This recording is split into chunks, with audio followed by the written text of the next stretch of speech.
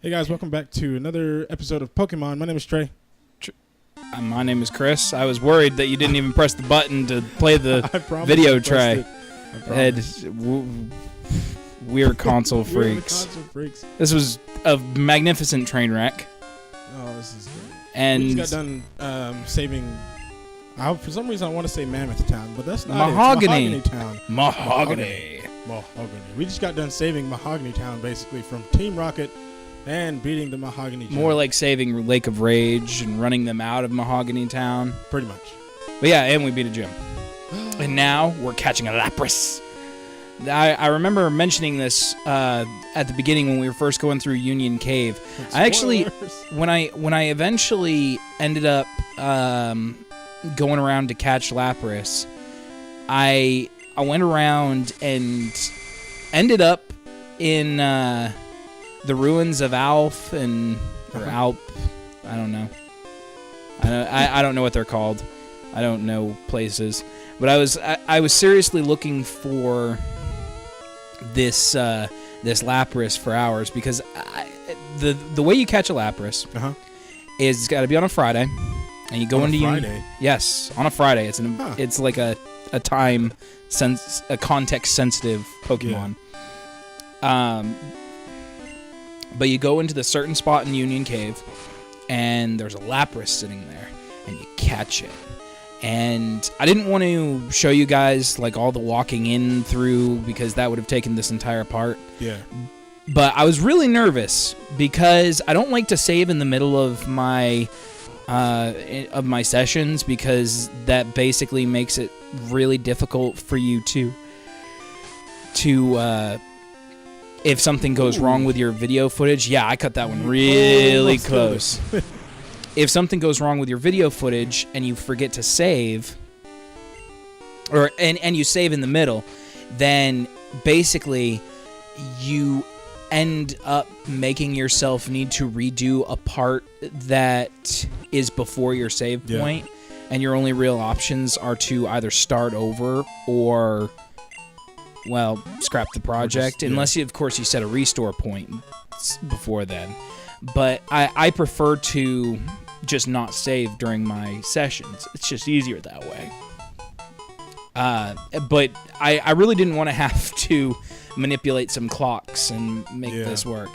But yep, we caught a female Lapras, and we're gonna call her Ice Queen. For some reason, because I am why. original. Like, I don't know why, but just the name Mike popped in my head for this Lapras. A woman? Yes. It's a female Lapras. A female Lapras named Mike. You're gonna meet Mike later on. Mike? Yeah. Mike's real? Mike's real. Oh dear God. He makes it into the Elite Four party even. Yes, I finally got around to recording that part. Alf. Ruins of Alf. I had it right. But, yeah, from here, our next, if you guys remember correctly, after we beat the gym, we got told to go to Goldenrod because apparently there was something wrong with the radio. Oh, yeah, I remember that. And you're going to find out what. Apparently, Team Rocket wasn't just happy with with Mahogany, and apparently their test worked. So now they're going to take over the radio tower. Those stingy bunch of bastards. Pretty much. Also, another thing I should mention that I did on my off time was I got the EXP share. And the way you do that is, you remember the red Gyarados tray? Yep. You remember how when you beat it, it gave you a red scale? Yep. First of all, if you catch it, it's holding the red scale, if I remember correctly. So either way, you get a red scale. But after you have that event, if you go to Mr. Pokemon's house and give him that red scale, he gives you the EXP share, which can be useful, kind of, sort of. I'm going to get some use out of it, particularly from here on out, I should say. I pretty much have it on almost the entire time, except for some level grinding sequences, which I'm not showing because you guys don't need to see me walk back and forth. But yeah, tangents ahoy. Are you ready for Splatoon, Trey? Oh my gosh. So how was your freaking second time playing it? That makes me upset. I had to work and I couldn't play Did you see what happened? Did you hear what happened with that second global test fire? Or the I should say the fourth global test fire, because there was 4 sessions.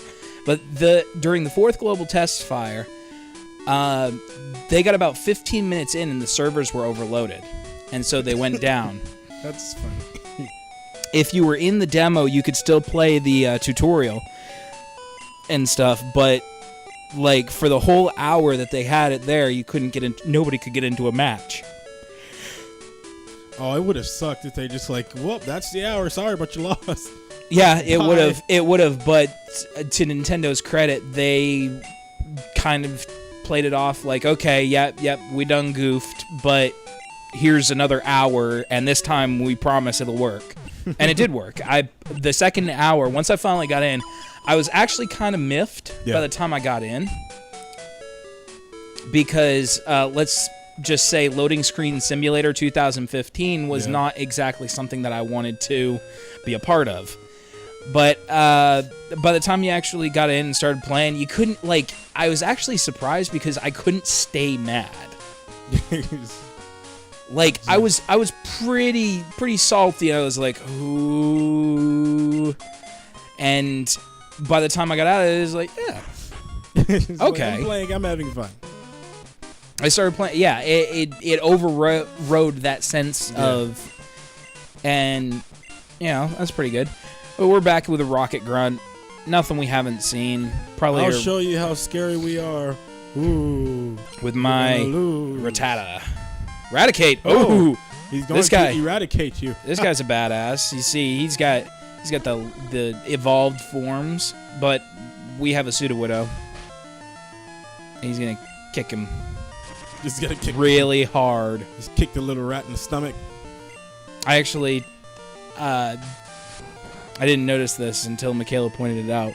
But when we were going to get some sodas for this week, we picked up Mountain Dew Baja Blast and Peach Knee High.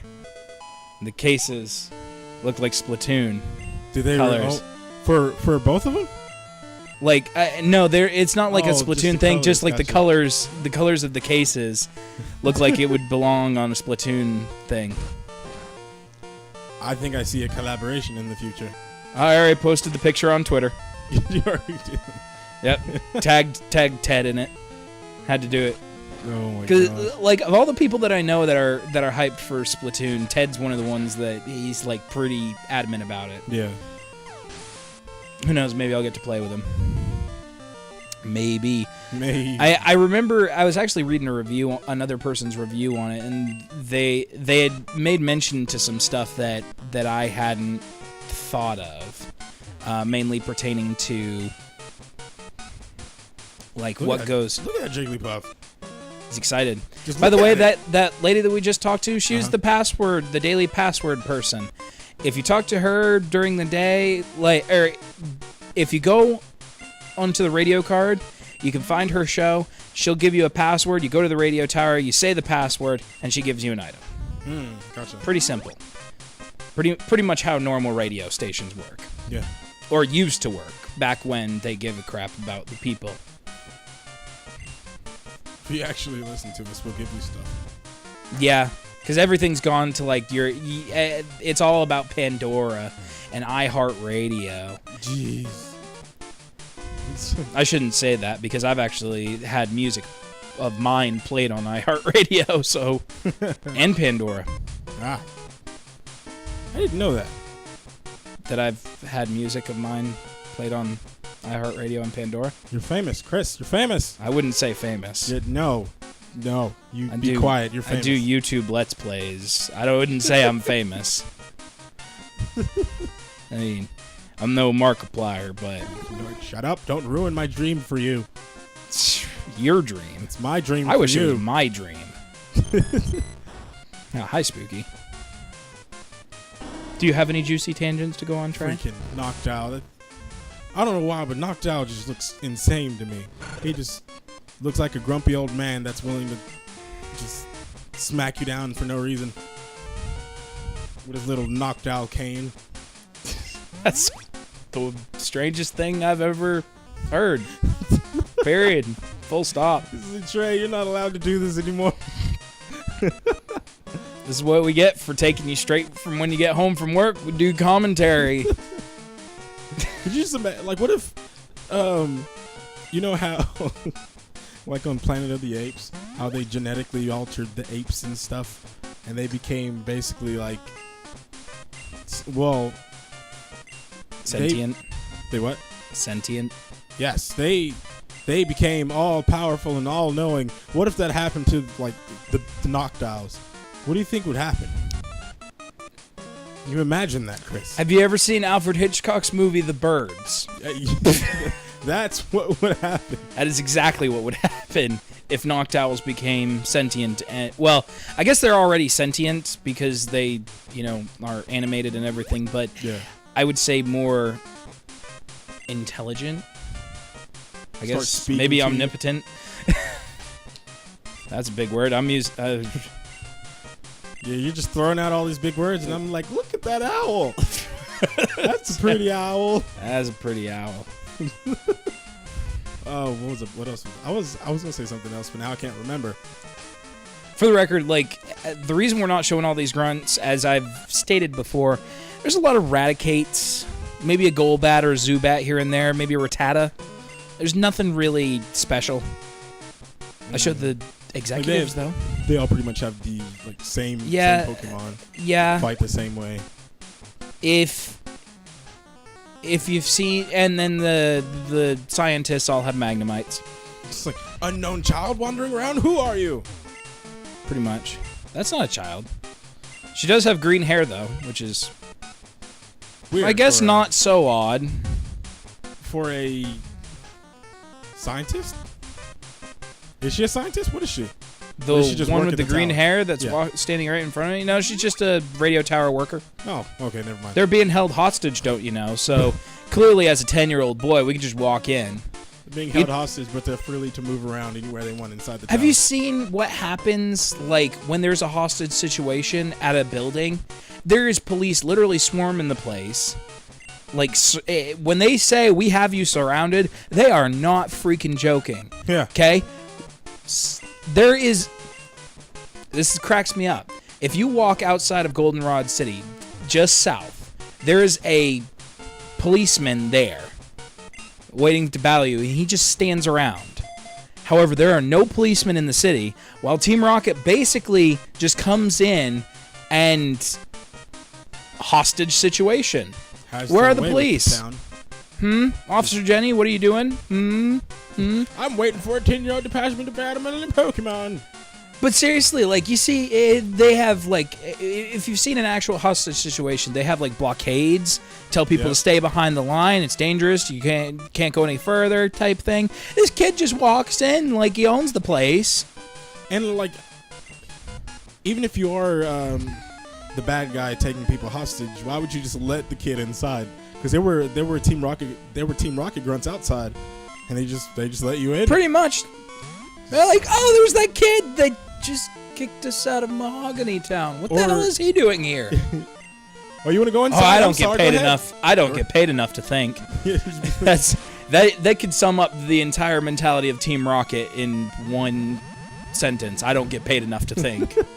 Or it's like they while the kid was walking past the grunt, the kid just stopped and looked at him, and the grunt was like, I'm sorry. Just like stink eye. I'll actually comment on this battle going on right here. I was actually surprised the first time I played this. Of course, I was like 13, around there.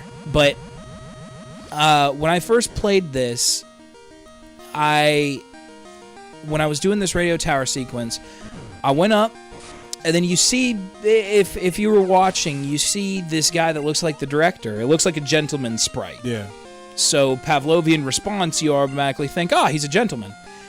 And then you talk to him, and he's like, psych, rocket executive. And I thought, what? No. What's going on here? No, you can't do that. it was kind of surprising, and I thought it was a nice effect because I mean they could have just done this one and done like the mahogany rocket lair, because with the mahogany rocket lair, you know, yeah, there was some puzzle elements in it. You had to find the guys with the passwords and everything, but like that was a pretty good little dungeon, quote unquote. Yeah. And then when you get here, this could have just been the logical extension of that. But instead, they make it a whole different thing where, like, you think you've got the guy, and then you don't, and then you have to go basically on a fetch quest to find an item in a different building. They send you all over the place, which, to me, makes for a little bit better of a... What's the word I'm looking for? It makes for a more engaging arc. Yeah. Because I mean, let's face it. This section right here, this arc, the Team Rocket sections, serve only one means, and it's to break the pace. But at the very least, if they're gonna make you break the pace, at least they're giving you something different. At least they're giving you something to do. Yeah. Rather than just making you do the exact same thing you literally just did. Because we went from one rocket hideout to the other. I think that's pretty cool. I say that, but then you get to one of the most annoying puzzles in the game. I'm not even joking. The puzzle that I think we're gonna see it next episode. Mm-hmm. I seriously I do the most fantastic crossfade through it, and I say that's the most sarcastic crossfade. It's like, I'm so proud of this. The only reason, like, again, you have this natural response to certain puzzles once you've played games enough, and this one is so counterintuitive because it's not just about like the order you press it in or press buttons in. It's like order you turn them off reveals certain things, and it's crazy stupid. But you know, it's still a fun little puzzle. It's about the most challenging thing in the game. Don't tell me. Does he have 3 coughing and 3 wheezing? Stop.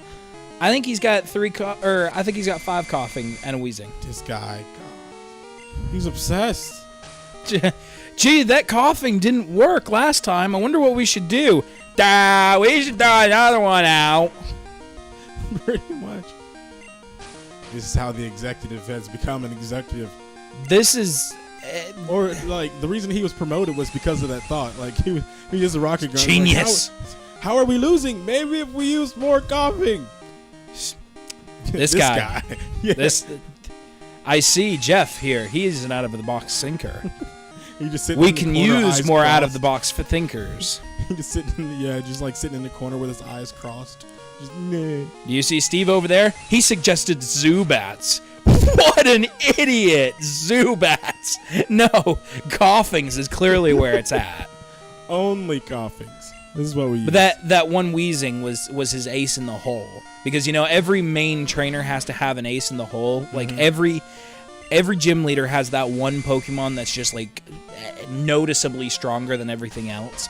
All the Elite Four members have a Pokemon that are noticeably stronger than everything else. We'll get to that. I promise you, we'll get to that. It's like we just find a random trainer. He just has level 1s, everything, and then all then of a sudden level he just 100. throws out a level 100 legendary. What is this? I have several questions.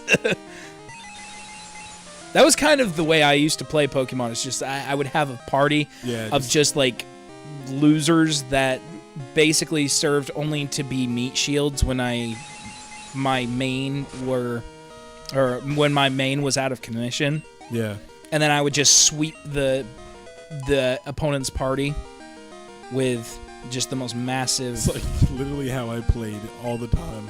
And I'd lose a lot. Because whenever I played Pokemon, I didn't really know anything about the weaknesses and strengths and all that. All I knew was, hey, I like Pikachu. Why not use Pikachu for everything? No. Everything. Life doesn't work that way. No, it really doesn't. And now that I'm older and actually know what the heck I'm doing. It's not like I know what I'm doing, but I know a little bit more about. I was about to what's say, being saying you know what you're doing is kind of a stretch. That's like me saying I know what I'm doing, and I'll be honest, that's just a lie. It's not that I know what I'm doing. I just know a little bit more. A little. I had to Literally just write down a strategy for the Elite Four because I didn't want to take the time to actually level my Pokemon up. True story. This guy's just like, my coughing, he's dead. Oh my god, the coughing just didn't work? What? That doesn't make any sense. What? You gotta go back to Ekans. Yeah, imagine if, like, every time a Rocket Grunt lost a battle, they got demoted, and they had to turn in their Pokemon, and they were given another one, and, like, the lowest level was, like, a Rattata, and then you got upgraded to Zubat, You gotta work your way and up you the weren't ladder. allowed to evolve it unless, like, it's kind of like the badge system. You could only level them up to certain levels, or they won't obey. Oh, yep. You can do it. Don't die. Don't die. You could only level them up so much before they won't obey you anymore. Yep. So maybe that's the same thing. Like, only level 1 grunts, you know, they get Rattatas and Zubats. Level 2, you get a Coughing, maybe an Ekans. And level 3, you start being able to evolve them. And then, of course, level 4, that's when you get executive status, quote unquote. That's an odd thought to think of. Now, I'll just save it for next time. Save it for next time because we don't have enough stuff to talk about. Yeah. Thank you guys for watching, and we will see you guys next time. Goodbye.